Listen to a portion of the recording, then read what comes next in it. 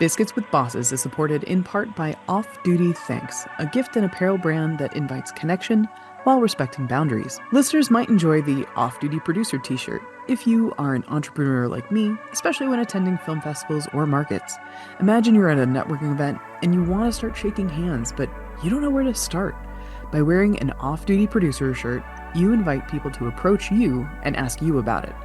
Now you're meeting more people in a shorter amount of time, but you also have the ability to keep the interaction brief. Just grab that contact info and make a date for a more thorough conversation over coffee or tea and biscuits. Right now, Off Duty currently offers apparel for actors, artists, cinematographers, composers, directors, designers, editors, musicians, producers, and writers. However, if you need a permission slip to say no, you can just choose the original Off Duty Thanks apparel. It's a wonderful gift for anyone looking to rest and rejuvenate. Just a heads up, everybody, these are adults having adult conversations, so there is the possibility of adult language. Hey there, party people. Welcome to Biscuits with Bosses by Owl Echo Entertainment. It's the podcast where we get to know leaders in the film and television industry over a spot of tea and biscuits. I am your host, Kay Ross, writer, filmmaker, founder of Owl Echo Entertainment. Now, I have been in the industry in some form for the past 20 years. So theater, television, film, and I gotta tell you, I am still learning. I'm still growing. 6 years ago, I did move away from my hometown in Washington, D.C. in search for something more than just my original trajectory to become a production manager in television. Now, I chose Los Angeles to pursue the more creative side. I knew I wanted to write and direct, but honestly, I never imagined I would have to become an entrepreneur to do that. I'd have to become a boss. Since moving here, I've been on so many coffee dates and honestly just met some truly incredible people. But the industry moves so fast. So now is the time to share what I'm learning as I learn it. And I want to get to know the leaders in the industry the only way I know how. Ted Lasso style. Now, every week we chat with a new guest who is an active influence in the media industry. We get to see the human side behind the role. We get to celebrate our victories together on our way to that big success. And we get to explore what we can do to elevate how we do business, inside and out. So this podcast is intended for professionals in the entertainment industry, but also fellow entrepreneurs. We want to learn from each other. So go ahead and grab your favorite drink, tea, coffee, water, we don't judge here, and join us. Now, we would love to actually hear from you. So if you have anything you're celebrating, feel free to let us know. If you have any questions for our guests, just leave it in the comments below. Hello. I feel like we're trying to juggle a lot of screens here, so allow me to say welcome. Happy Friday. My name is Kay Ross, writer, producer, and founder of Owl Echo Entertainment. And Owl Echo Entertainment, of course, is bringing us to Biscuits with Bosses. This is our weekly live podcast, basically where we sit around, have some tea, and chat about the industry. And we love chatting with leaders in the industry to really dive a little deeper and find out exactly what is the future of filmmaking and how can we elevate it. So of course, this is Ted Lasso style, and just like the namesake, we're looking to have a bit of fun, but also improve the lives of others. And with me today is a laundry list of really awesome people in the industry. Allow me to just expand my screen for just a moment so that we can see everybody here. First, I would like to introduce Midian Crosby, filmmaker, special effects makeup artist, on little projects such as Guardians of the Galaxy Volume 3, The Walking Dead, and of course, the founder of Monster Makeup Effects.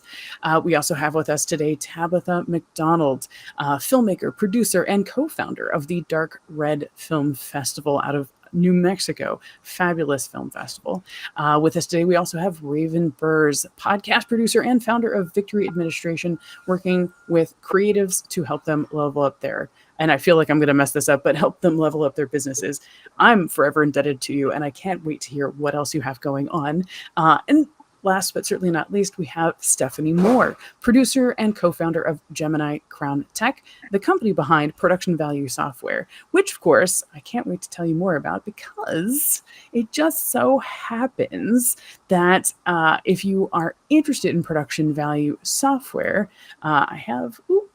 See, this is what I have for not having my moderator here. Production value software, which is basically an all-in-one software for anyone who's looking to get from development to distribution. This is great for indie producers. This is great for content creators. It's also a great way to keep yourself in check. So a lot of software that deals with scheduling and budgeting is very geared towards a final output. But this one actually has like a checklist as well, so that if you're not sure what you need at every stage, it keeps you in line. So if you want more information, I think, nope, of course I didn't copy and paste it correctly. Here we go. Copy. There we go. For more information on production value, but there you go. Just follow that link. And of course, if you'd like to receive 10% off, all you have to do to sign up is follow this little link here. Ta-da! There we are. Thanks. I just want to make sure everybody knew about production value. Thanks for that, Steph. And I feel like poor Midian keeps getting kicked out and coming back in. Okay, I see her there. Hold on. I see you, Midian. Come back. Yeah. Oh, that's so much better. I love it. I love it. All right. I feel I've done like the intro. I've kept up with all of the linky poos. Let me just start by saying, hi, everyone. What is everyone drinking today? Hi. Go for it, Steph, if you want to take us around the ring. Sure.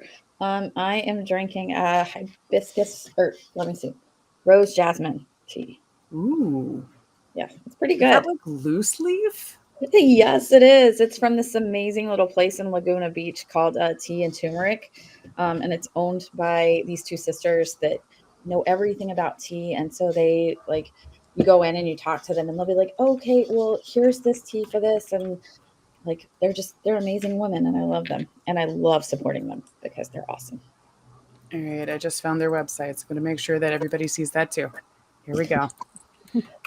Which, for the record, anybody who is with us live, feel free to throw into the chat. We want to know what you're drinking as well. You know, totally fine if it's just water, because you'll be with me in the water club. Ravenn, what about you? What are you drinking today? I am drinking coffee on this lovely Friday afternoon out of my do not disturb cup. That is not realistic that I won't be disturbed, but a girl can drink. Hey, you never know unless you actually try. Oh man. I love though that it's straight into the point. There's no flowery. I mean, like there's a softer color to it, but like the message is clear. Bold, please. You have to manifest it. Right? Tabitha, I know you're a 2-bag tea person. Yeah. So I'm curious which 2 bags you have today. I have a double bag chamomile, you know. Last time it was chamomile lavender. Today it's just chamomile. And I have what I call my Breaking Bad mug, because I got this mug from Target like forever ago and then saw the same mug on Breaking Bad. And I was like, okay, well, I feel better about my plain mug. It's my Breaking Bad mug now. Which is very Albuquerque of me, right? I feel like the branding is on point right now. Midian, first off, I love your hair. I know we said it earlier, but look, wait, are you on set? Are you fellow LaCroix? LaCroix. Ooh. And no, they don't this flavor usually on set.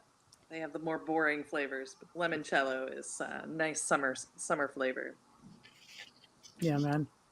Can always tell a production person at heart because they're actually voluntarily drinking LaCroix offset. That's magical. Although limoncello does sound really tasty, so I'm not even gonna hate on that. That's one of my favorite flavors if I'm gonna drink LaCroix. Right? Yeah. It's better, but you know.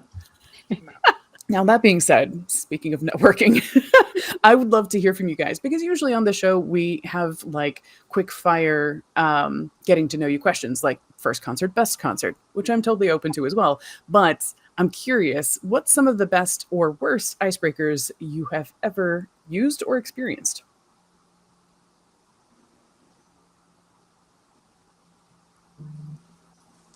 Okay. Go for it, Tabitha. I can't recall a worst one, although I like do remember a setting where I probably did have the worst one because I had a very Michael Scott-esque boss. So, that, yeah. But, but one of the best ones, which I like discovered very recently, and I feel like it's very in line with my personal aesthetic, is what's your favorite way to eat potatoes? Because like, who doesn't eat potatoes, first of all? Second of all, like, I love potatoes, maybe to an unhealthy level. And one of my favorite quotes of all time is Dolly Parton saying, "I never met a spud I didn't like." And I'm like, so what's your favorite way to eat potatoes? It's like kind of like your favorite ice cream, but like not. I can't actually determine if that's brilliant or just terrible. Seriously. I mean, maybe it's both. Maybe it's both. Again, if you're listening live, feel free to weigh in the chat. I want to know.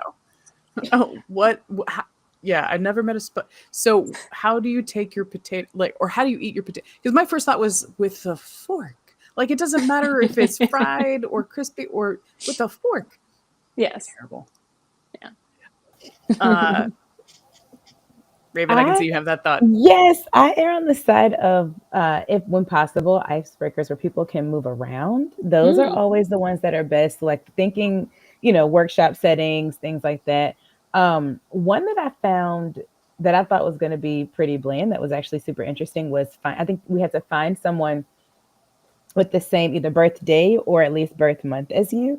And that turned into like what people's signs were and like the similarities and different things like that. So I thought that was really cool. It just gets people talking, because if you're not careful, you can just kind of still migrate to the people that you know when you're in that in-person setting. So I think the ones that any icebreaker really that gets people moving, but the birthday one specifically opened up some really cool conversations. Ooh, I feel like now we have to do it. My birth month is January. How about everybody else? October. September. July. March. Oh, yours is coming up, Midian. Happy early birthday. I can't believe we're all over the map, but that's so fun. You're right, though. I think it works better in a bigger group, but also you're right. Like, but then you have to ask everybody. You have to ask everybody. You have to, then it turns into like, oh, what day? And then, like I said, it came into people asking what's your sign or where you were born. So it just opened up just different kind of rabbit hole conversations, which was cool because in that space, the one I remember, not many of us knew each other. So that was really cool. Yeah, I like that. I remember an intern once, or we were running an intern program with the first staff position I was ever on for television. And in order to get to know each other quicker, we did something similar, but it was like this side. And so you would have to choose like, were you a cheerleader in high school? Yes or no. Right. And then you could see at a glance, oh, do we have that thing in common? Right. So it's like never have I ever, but like getting to know you instead of like getting the dirt on you. Yeah. So same idea, but like back and forth. It was kind of cool. Go for it. I think like both the worst and the best, it depends on how it's done as an icebreaker, is what's your favorite film? Because it could be that somebody is scared to say like what their favorite film is, because maybe it's a really dark film. And then people look at you like, what is your problem? Until you give them the reasoning for why it is your favorite film. And then, you're in your people, because if you say something like I do, which is what's your favorite film? And my favorite film of all time, as dark as it is Requiem for a Dream. And everybody looks at me like, what is wrong with you? No, look at the music, look at the dialogue, look at every actor in it. Like, just look at the film as a whole. And that's a great icebreaker because it really like tells you how people look at the films. Otherwise, people are going to be like, "Oh, I like Transformers. Why do you like Transformers? Like, why?" So I think that one's an interesting one, depending on who you're with. Like, if they're actually interested in why, I think it's a great icebreaker because it really tells you like how people relate to the world. But possibly not either. Yeah. That's always a rough part of like networking is, or like that initial contact with new people is like, it's the hitch mentality, right? Like they want to get to know the real you, just not all at once, right? Which is hard because if they tap into a deep seated vein of something you're really passionate about, I mean, there she goes. What are you going to do?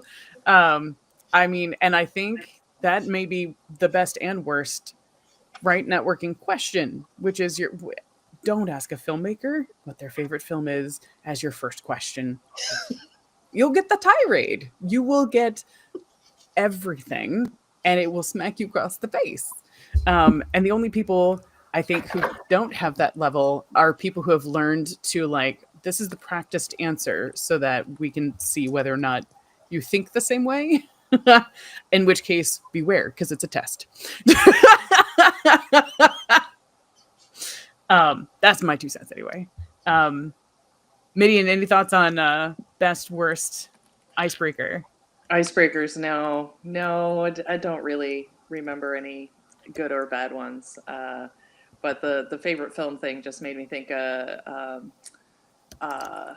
Kevin Bacon posted on his stories and Instagram the other day that he was asking not necessarily your favorite film, but like what film has really stuck with you more so than any other film. And that's like, for me, it's a different film than like my favorite films because there's like, it's on the side of kind of in my heart, not necessarily mind, best film or, one I watch the most or, but if I only had to have one film that really kind of spoke to me, it kind of is not the one that people would associate with my style or anything. It has more to do with, my teenage years, I suppose. Oh, see, now I'm really curious. Do you mind if we pass that one around? Because I want to hear what the thing that came to everybody's mind when you asked that question. And I actually asked my friend, I said, which one is it? And she knew right away before I even did. And I was like, oh, yeah, actually, you're right. So mine's Lady Hawk. Oh, yeah, man. Yeah. I mean, dated AF, but really impactful. For sure. Wow. Okay. All right. I see some thinky faces. Anybody got one in the brain? Totally fine if you don't, because I feel like I'm going to let y'all marinate on it because the next section is all about the victory round. And I feel like that, I hate saying it always takes a minute for people to figure out, what am I proud of that I did? Because it's so easy for people to just go check, check, check. And that's the thing that didn't quite work. And I'm going to work on the thing that didn't quite work. But if we don't take a moment to really celebrate, these are the things that I'm doing well, we don't have a chance to build on them. So I'm here to help y'all build and help me build and help everyone build. So even if you're listening live, I want to hear from you guys too. Put it in the chat. Let us know what is something that you did this past week that you are super proud of, right? And this can be a personal victory, right? Physical, mental, emotional, spiritual, but it can certainly be a professional one as well, right? Look at environmental or financial or occupational. It can even be a social victory, right? You got out of your comfort zone and maybe you met somebody new or you went to that event. So social victories are totally worth it as well. Thanks for putting it in the chat, but to the people who are here with me, because you guys are awesome. And I always love hearing the small and the big victories. Does anybody have a victory that they want to share? I will go first because mine is, I guess, a little bit of both, like personal and professional, in terms of victory. So I am, no pun intended. So I am a it's okay, I got it type person, very much so in every way. And I had a lot on my plate recently, and I just was like feeling like I was not gonna be able to pull everything out. Um, but the beauty of it was I stopped, I really learned and applied pacing myself this week. And I ended up getting things back on track. Everything's been great. And that's something I'm really, really, really proud of myself for, because usually I'm just like, I didn't do it. I just can't, But no, this week was a stop, break it down step by step. What do we need to do? Prioritizing like a week of bounce back resilience for me professionally. So really proud of that. Yes. I love this victory so much. Because in a way, it's about the pivot, right? The pivot is actually recovery in action, right? Mm-hmm. Because there was a pitfall, and you noticed the pitfall, and you recovered from it, and you found a way forward. Like, to everybody else, it looks like pivot, but the experience of it is really, recovering in a timely manner. So cheers to knowing yourself, and cheers to, making good decisions. Yeah, thanks. And also like learning even more ways to build process. Mika, I love a process. But finding more ways to better my processes. It was necessary because because I am so systemic, I can get really stuck in this is how I do the thing. And that's it. No, I don't want to hear anything else about it. But this week really required me to stop, re-examine processes, and make them better. Yeah. And if I may take a moment and just identify with that for a moment, because I was thinking about my victories, and I'm still not sure that this is the main victory I want to claim, but one of them was definitely like, I had a bad day. I got overwhelmed, and the more I was like, I'm running out of time to do the thing. I'm feeling bad about running out of time to do the thing. I just got stuck in the spiral of like, so when do I break free and do something? And I was like, you know what I really want to do right now? I want to do that one thing that I'm the only one who can do, right? Because in the structure of my company, I'm the only one who can really do the content. Like when you're talking about like written descriptions or whatever, that can be delegated, but like I'm about to start pre-sales in 3 weeks, 3 months. God, no, not 3 weeks. And that book can only really be done by me. Nobody else can do that part.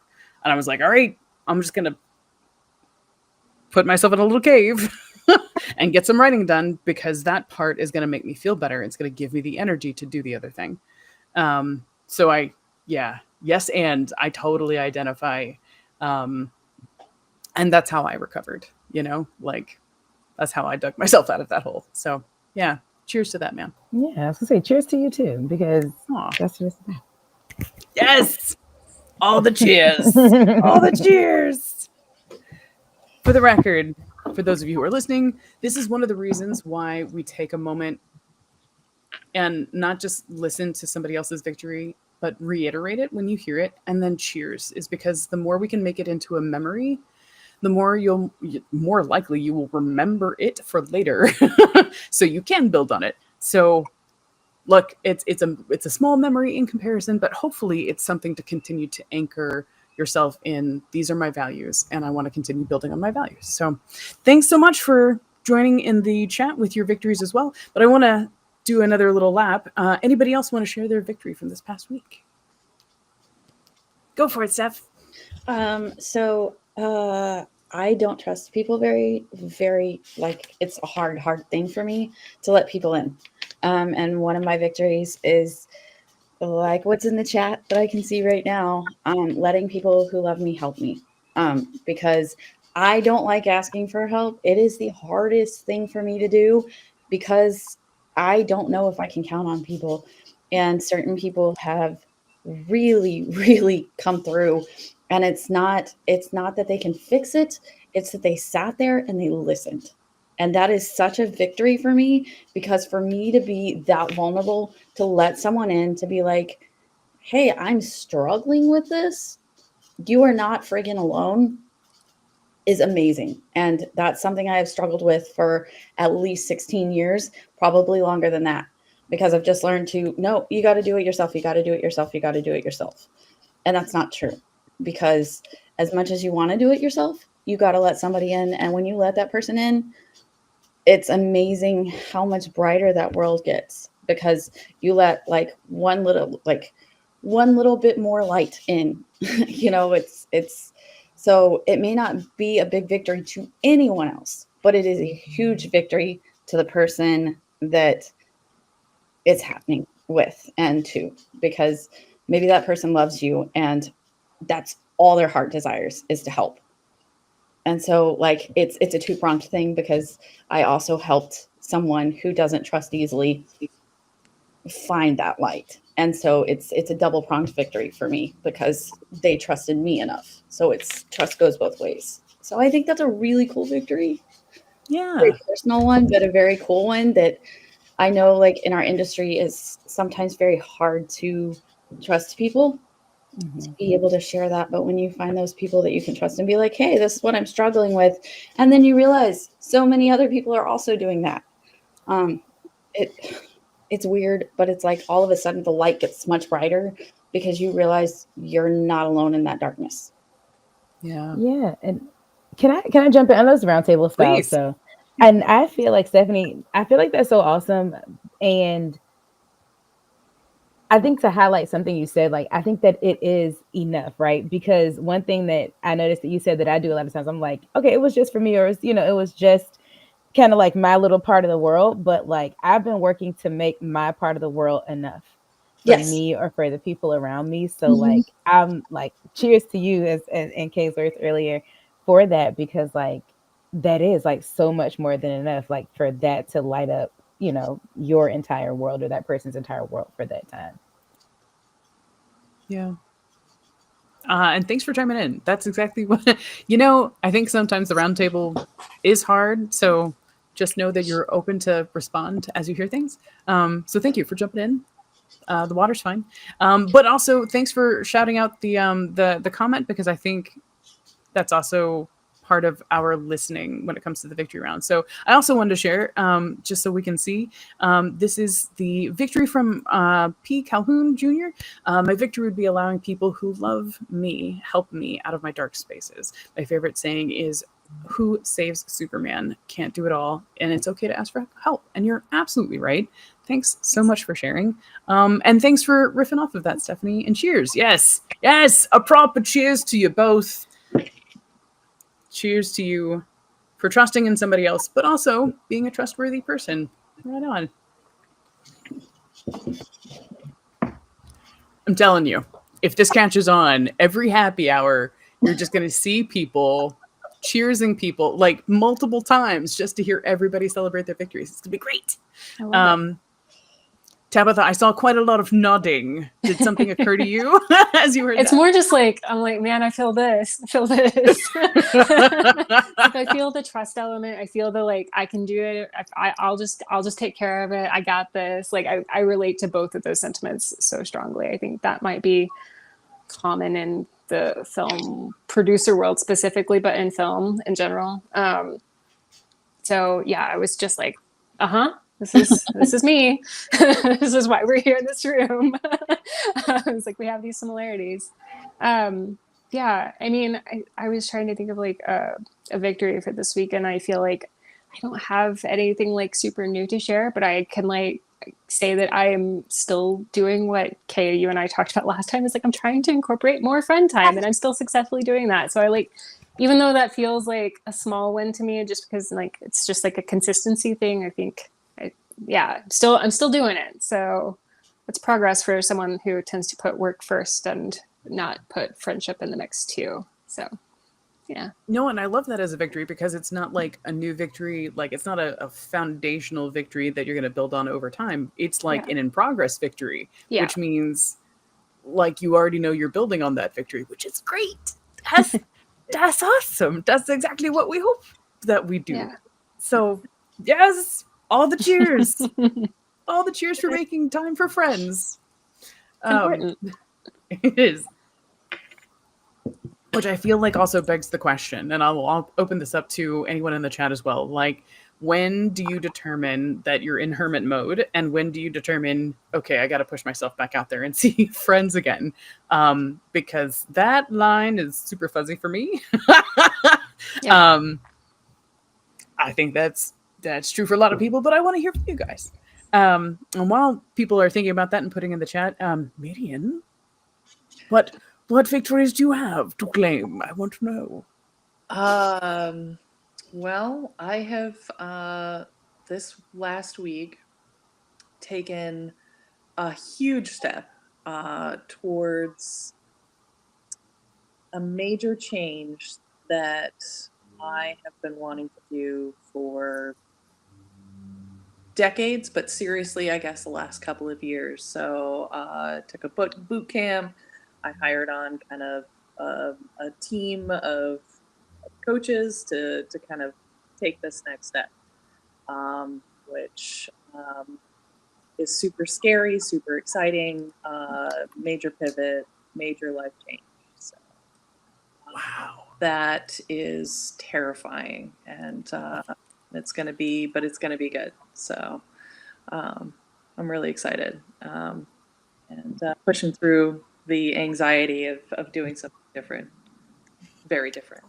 So Yeah, man. I feel like there were little kernels of wisdom through everything you just said. And like, because when you were talking, I was like, remember that time when someone said, like, if you can find the magic sauce to get from anxiety to excitement, then you can actually go quite far. So I loved when you, like, there was that kind of hidden in that gem. And then, like, the fact that you took action to make it happen, right? Like going to the boot camp, it wasn't just like, I'm going to do this. Like your action reflected you were going to do it. What a, again, just this little nugget along the way of I'm making this huge change. So I feel like I want to cheers like 3 different things. Just all at the same time. And it involves, trusting more than just myself, because I've only gotten myself so far in this, and I do need to add people to my team, and I need to rely on others. So just like Stephanie said, like that is something that we all tend to struggle with, whether it's because we're women, whether it's because, we're artists, whether we're a little bit neurodivergent, whether, it's that we're in this kind of creative field. I don't know what it is, whether we're human in this society that, celebrates individualism. I think reaching out and actually relying on other people is a difficult thing for us to do. It's important. Before I forget, because I feel like there's going to be a lot of yes ands after that statement. Like, let me just make sure that I gave you a hearty cheers, because after decades of wanting it and a couple of years of going for it, cheers, my friends. Cheers, my friend, for making those next steps. Yeah. I feel like the yes and I want to include, and it's only because the shift in my approach as a creative, because I kept saying, like, my aptitude is not in logistics. I use logistics, but if you put me in a line producer role, you'll see me shrivel up and die, because my logistics need to be put into a creative outlet. The shift that had to happen within me in order to do that is learning how to build as a visionary instead of react as a producer. And so part of the growing pains of that include, just because it's an emergency doesn't mean it's my emergency. And just because nobody else is checking in on me doesn't mean it's not important. Because usually with an emergency, somebody's coming to you for it, right? Reactionary. Whereas if you're in build mode as a creative, no one's looking in on you, but you still have to do it. Which has been like a lifelong thorn in my side. Like, I stopped doing band because I was like, no one cares if I practice, so I'm not going to practice. So the only time I practiced was in the orchestra with everybody else, and that it just doesn't cut it. Anyway, all that to be said, my yes and for you, Midian, is I think there is such a profound resolve with creative leaders when they put in the time when nobody else is looking to continue to build the thing. It's just astounding to me. So if no one's told you that lately, you rock, my friend. Yeah, I mean, we all rock. Every person here has built a thing and continues to build a thing, which I feel like is probably a natural segue. Oh, and we got some yays in the chat. Thank you so much for the yays. Thank you for joining in the celebration. Because, we like the feel good stuff, and we're here drinking tea, we're drinking coffee, and we're having fun. Although I feel like the fun side of all of this is like we haven't tapped into our favorite films yet, and I still want to hear it. But I think that's partly because we're all out here making stuff, and it's hard for our hearts right now to make stuff. So I'm curious, what is it that everybody is doing in their respective corners of the, industry? And what are your hopes for the industry so that we can continue? If we're building on our victories, I think we can also start aiming towards our hopes. What's going on with you in your industry, and what can we do to help, man? And I am going to take volunteers because I'm like, we all got something. We're all trying to tame that beast. I'm working on a number of different things, such as my life.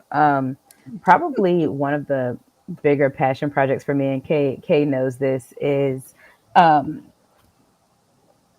motherhood as it relates to the creative industry. So I don't know who else on the call has children, but I have two. And of course, becoming a mother already has a lot of, I won't say challenges, I'll say transitions.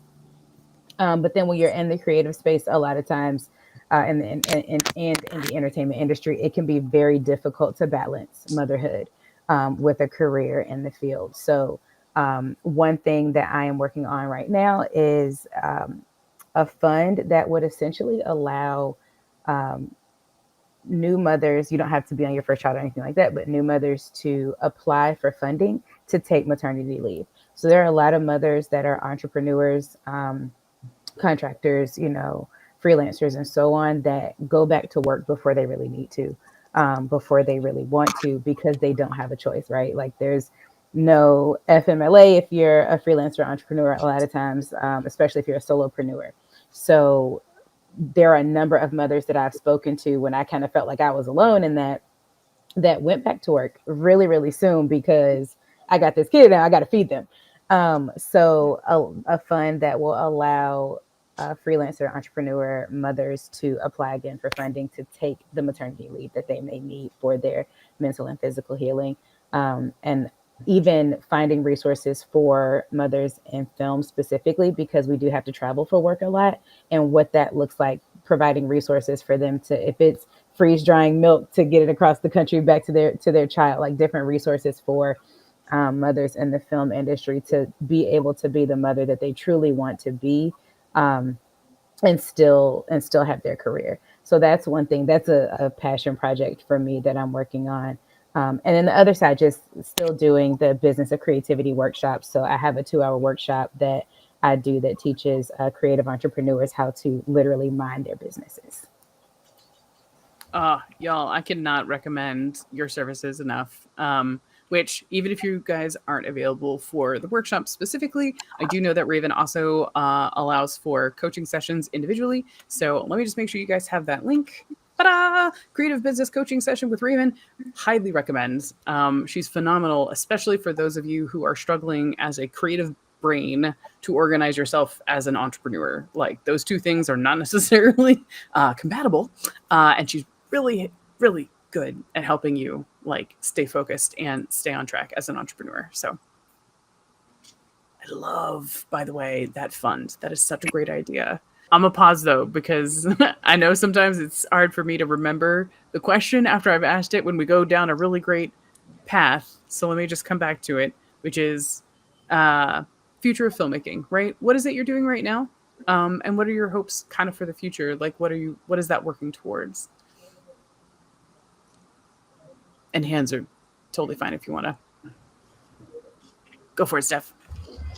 So with Gemini Crown Tech, I think we kind of touched on it before, but we just really want to change how people go about doing what they do, because so many people are missing out, like not only on the chance to actually like get their films distributed, it's so much more than that. They're missing out on funds, because they don't realize that if you account for everything, like meaning all your in kind, like the services you don't actually have to pay for because you can get it for favor, or somebody, donations, things like that, they're missing out on it, and they're doing a disservice not only to themselves and to the economy that they're working in. Um, they they're discounting, they're essentially discounting all all the goodness that they do because they don't know it. They just don't know it because unless you're lucky enough or hard-headed enough to go and get an MBA, when you're not coming from a business perspective, you're coming from the creative, you're not going to know those things. Like, it's just not structured that way.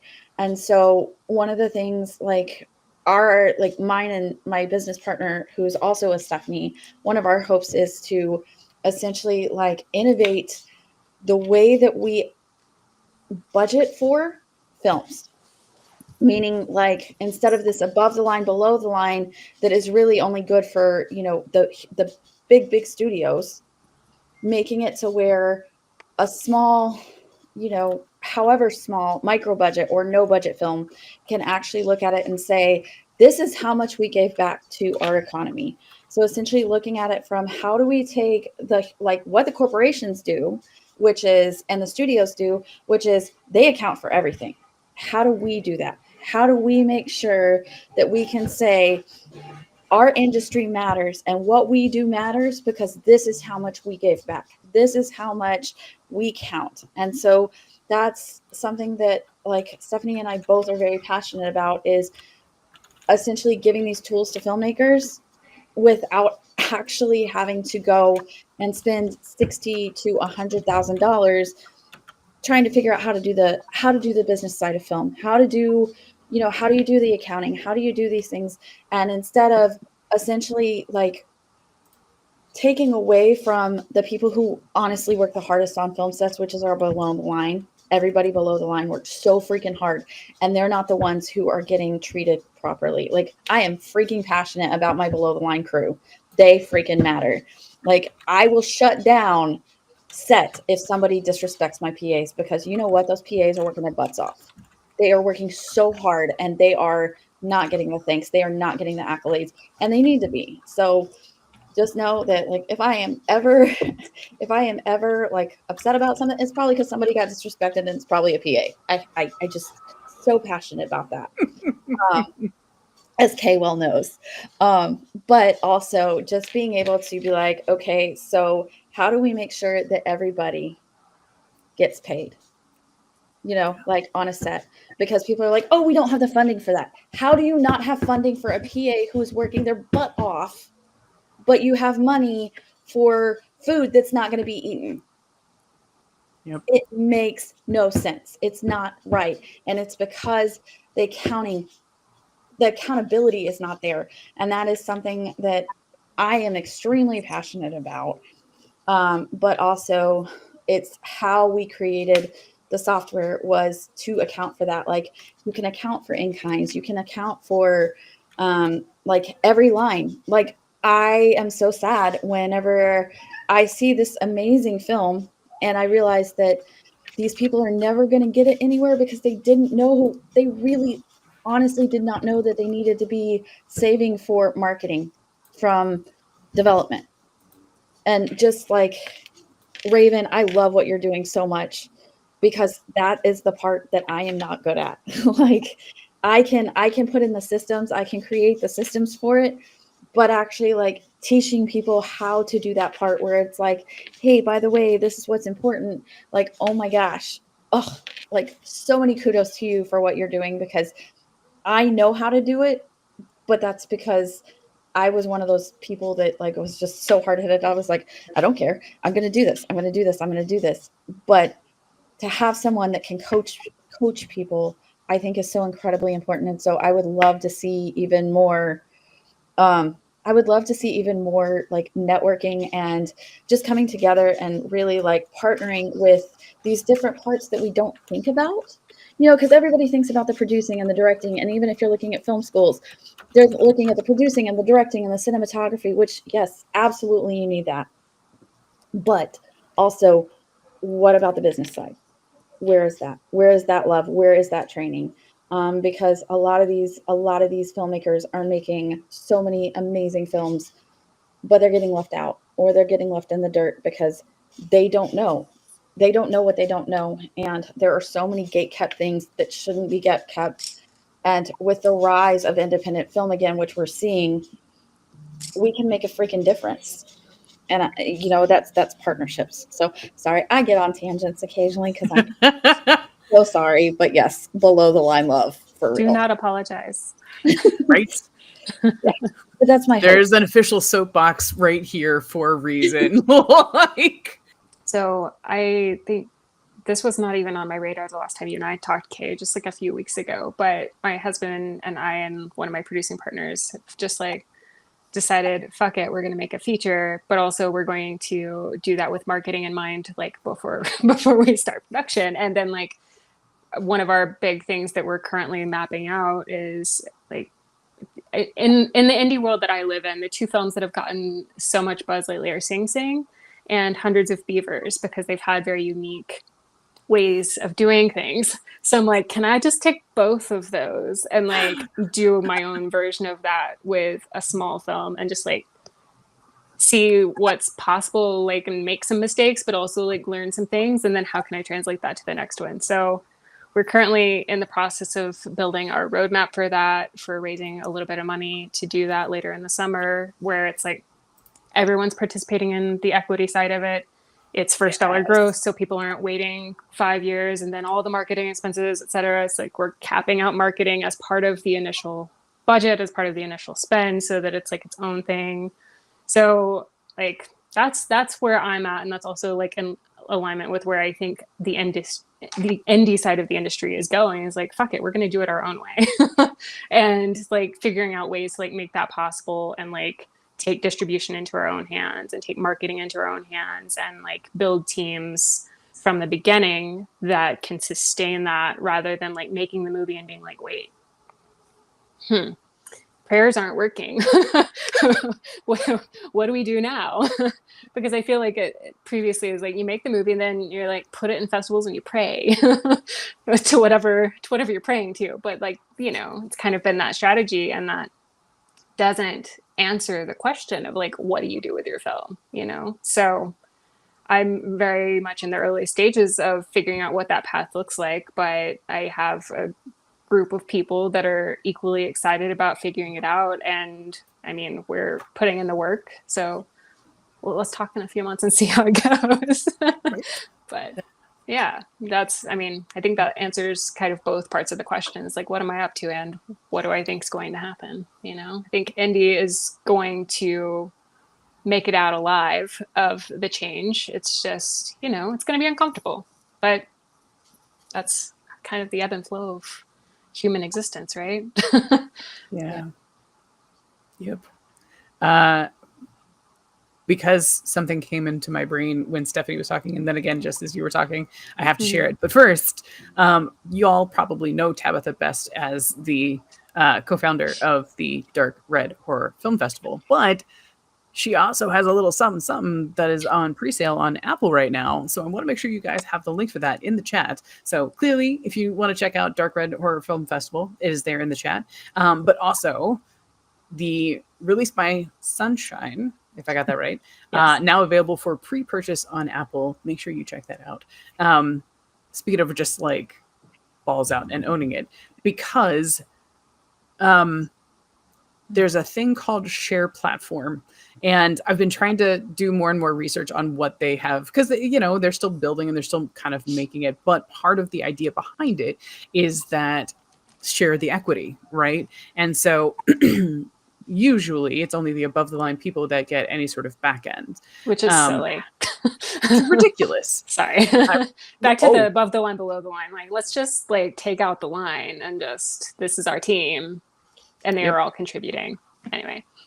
Sorry. No, and part of the ridiculousness of it is, and I remember hearing a podcast not too long ago about a costume designer who did something for a really big name studio, whatever. And as part of their contract, the thing that they design, like any other fashion designer, they don't have the rights to. So when the studio then replicates it for sale as merch, they don't get any of the back end of those sales, despite the fact that they made it, they designed it.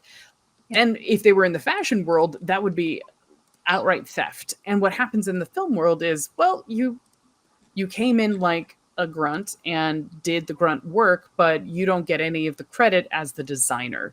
And that, for me, that's insane, right? Like, you designed the thing, you should get some of the money when you sell the thing that's based on your design. Yeah, what? The studio system is very exploitive in its nature. Yes. I would love to see that change with however we the people decide to create creations in the future. Yeah. Because I feel like most people here have heard of Legion M. Share platform is like that, but instead of the studio being made up of fans, the studio is made up of your crew. So it literally is a way to find other people interested in this equity structure. So I'm just gonna, no affiliate, not yet. Just wanted to make sure everybody had it. Share platform there for you. But I think it could start some really interesting conversations around how do we protect the mental health of our below the line people, right? Protect the mental health of our team by ensuring that we've provided for them beyond just this project. Because that is, if you guys, I know some of you do, but like when I first got to LA, there's this thing that happens where everybody goes on unemployment between projects. Racked my brain because I have never heard of such a thing. I'm from DC. The only people who go on unemployment are people who worked for the federal government and used up all 6 months of their like savings, or veterans. And those are the only two categories. Like everybody else, just absolutely not. So the fact that people do it regularly here, there's something messed up with the system, right? Just full stop. There's something messed up. Because if they had that back end, they would be getting a steady stream from their previous projects to hold them over. And it just makes sense to me. Steph says, same here in Vancouver. I tell you what. All right, now that the soapbox is in full force, this is the best time to, clearly we've revved up and we're ready to get back to work, right? I do want to invite any parting thoughts, but just for those who've been with us in the chat, thanks so much for joining us during our tea time and chat. And thanks so much for sharing. And even if you're a lurker, just know that the water's fine. You can jump in anytime. We are going to be back next week, although because it's a holiday week, it's going to be a recap. So just fair warning. You can still drop in though. Let us know your victories because we'll still comment it after the holiday and help you celebrate. And then after that, I have a very special guest. I can't wait to announce her, but one thing at a time, got to confirm all the stuff. Just a special thanks to everybody who came out today. Steph, you're amazing. I can't wait to hear more about production value. Ravenn, I love everything that you do and everything that you stand for. And thanks for being here. Tabitha, you're awesome. And thanks for fighting a good fight and throwing yourself back out into the future world. Midian, one of my oldest film friends. I love you dearly. And I you know what? Rock on. That's all I can say to you because you rock so much. Just rock on. All right. Any parting thoughts or advice? Because, I'm here for you. What you got? Lean into your community right now. Look for your community, support your community, and look out for even the people that you think are strong and doing fine, because we're all struggling right now, every single person, and just try and remember to be kind. I will make that into a sound clip, by the way, because that's amazing. That will be words to live by. We got to thank you in the audience. Thanks, Mr. It could be Miss Calhoun. P. Calhoun, thank you for today. I needed to get to my next appointment, but great stuff. You're welcome. You're very, very welcome. Oh, see, I couldn't see the picture before. Mr. Calhoun. Now I know. Tabitha, Ravenn, Stephanie, any parting advice for up and coming or current bosses in the industry? Keep your ethics close. Don't let people push you into things you know are wrong. Because listen to your gut.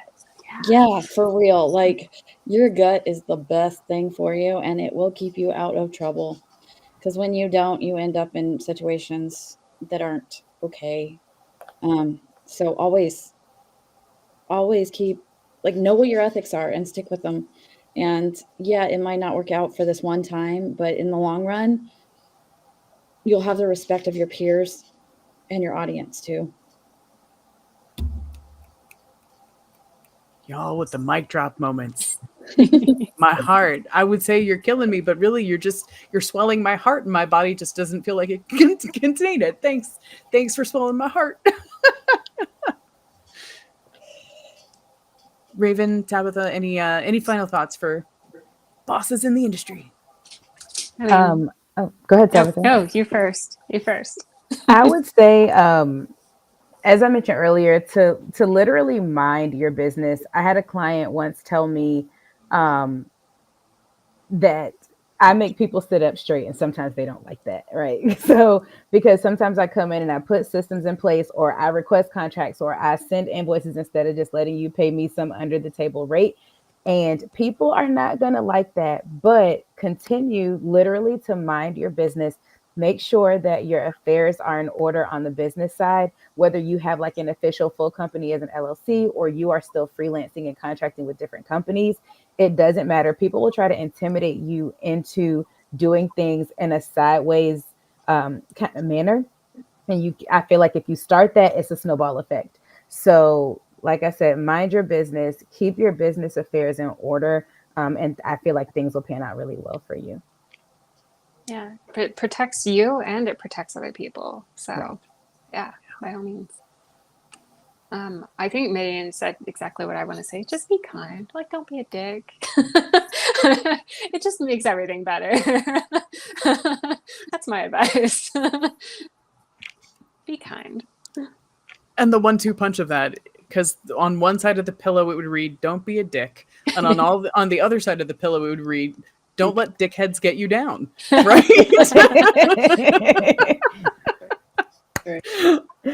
Quick, merch team, get that together. You guys are great. Thanks so much for doing this. And I hope this is a good start to your weekend and you have a powerful next week. And I look forward to chatting with you again.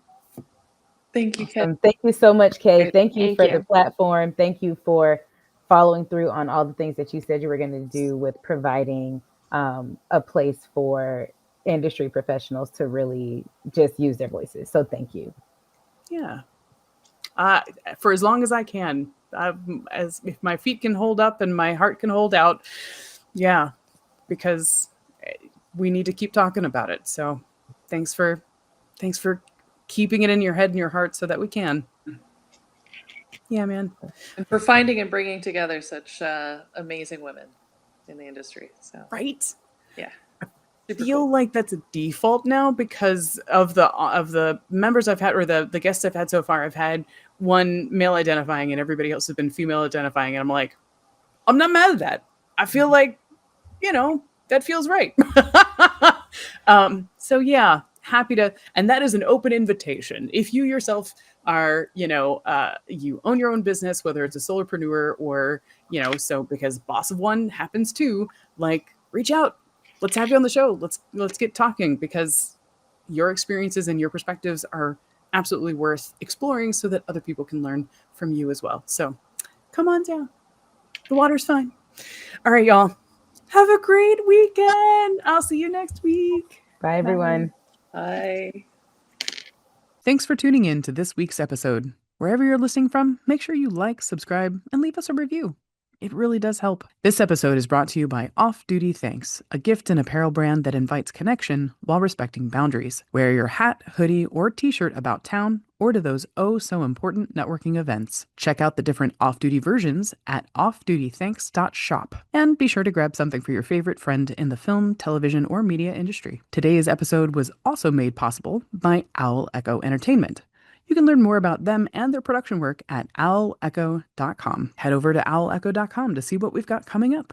New podcast episodes, events, writing workshops, and consulting services. Today's episode was hosted by yours truly, Kay Ross, co-hosted by the incomparable Matt York, produced by the amazing Lane Ewing, edited by Matt York. Yeah, he really does do everything. Opening music by The Midnight with their track America Online. And of course, follow us on Instagram and TikTok to stay in the loop. We've got plenty more coming your way. Thanks for listening and have a great weekend. Bye now.